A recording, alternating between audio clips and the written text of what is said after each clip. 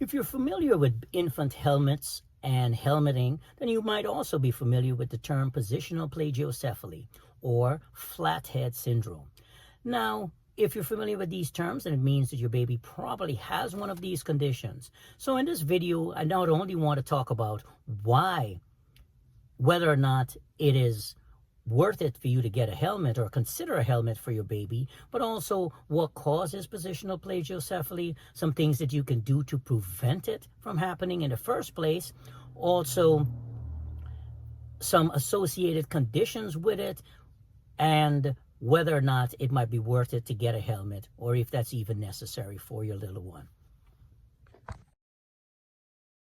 So now that we've defined what it is, let's take a step back and talk about why positional plagiocephaly happens. So in 1992, there was a very successful campaign that was launched by the medical community called the Back to Sleep campaign, in which they encouraged parents to put their babies to sleep on their back. And this significantly reduced the number of deaths caused by sudden infant death syndrome, or SIDS. And the campaign worked really well. But one of the consequences of the campaign was that babies were spending a lot more time on their backs than on their tummy.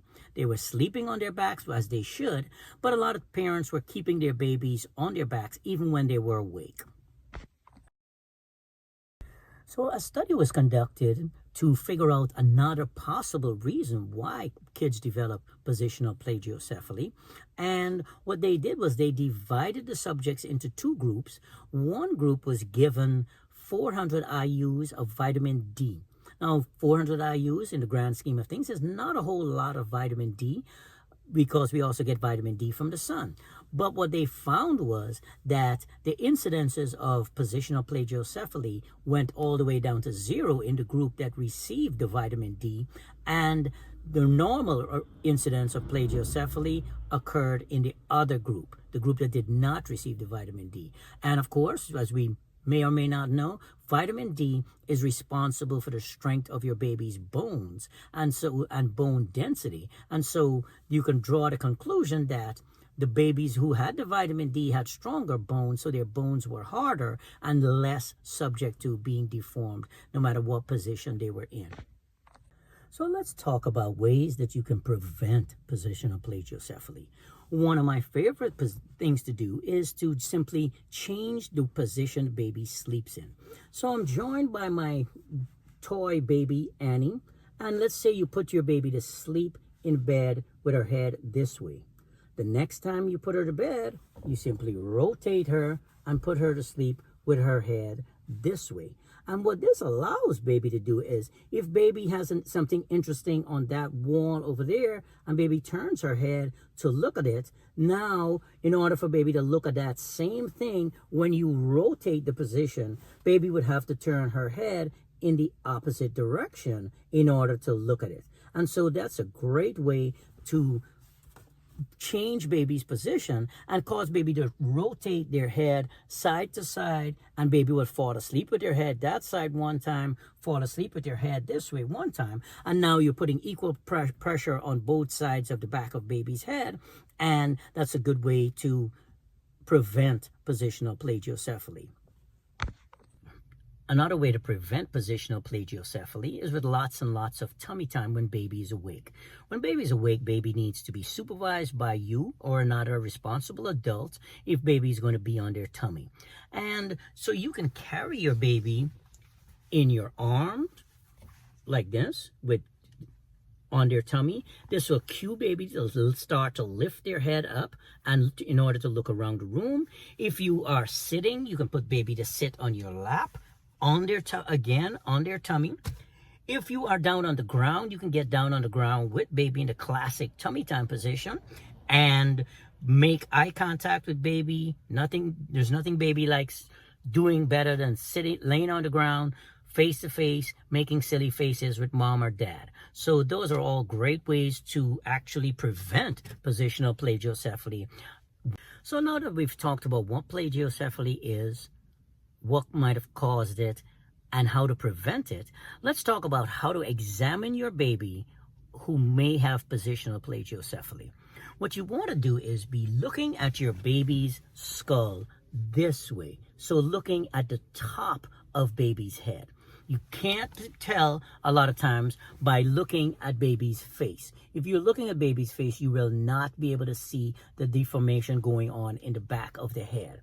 So you want to be looking like this, where you're examining your baby's head from the top. So you can put your baby seated and look directly above baby's head, or you can put your baby to lay flat on her back or his back and just look at the top of baby's skull. What you're looking for is, first of all, to see if baby has a sort of round shape to the back of their head, and you also want to look to see if there's a flat spot. If you notice a flat spot, you can look and determine how severe that flat spot is.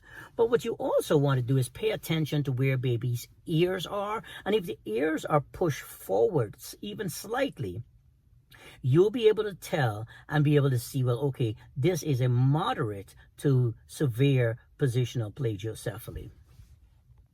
Talk about some of the consequences of untreated positional plagiocephaly. Now, if your baby has a mild positional plagiocephaly and it's a slight indentation in the head or slight flattening of the skull, most of the time, as baby's skull grows and continues to reshape itself, baby will outgrow that. But there are instances where if baby has a moderate to severe positional plagiocephaly, where baby will not outgrow that. And you will miss that window of opportunity where baby's skull is soft and malleable or can change shape. And as baby gets older and older, the sutures in baby's head will begin to fuse together, and you will no longer be able to change the shape of baby's head. Now, in the past, the medical community in general has felt like this is mostly a cosmetic issue. And insurance companies treat it as a cosmetic issue, and a lot of insurance companies will not reimburse for a helmet. So if you're thinking about getting a helmet, this is something you need to research beforehand before you go down that road and know how much out of pocket it will cost. A lot more insurance companies are reimbursing families for it or covering the cost of the helmet, because if a doctor says it's medically necessary, then insurance companies are covering the cost of it. But you would need to research that with your own insurance company. However, there is a growing body of research, and a lot of more studies are coming out where they're finding that there is some sort of neurological deficit to having plagiocephaly and not having it treated. They did a study where they found that they looked at kids' academic performance, and sure enough, all the kids that had plagiocephaly when they were an infant, they had lower academic scores as they moved on in school. I've personally always felt that this is something that has a neurological impact. I believe as a physical therapist that anything that impairs baby's ability to move freely to both sides of their body has a neurological impact.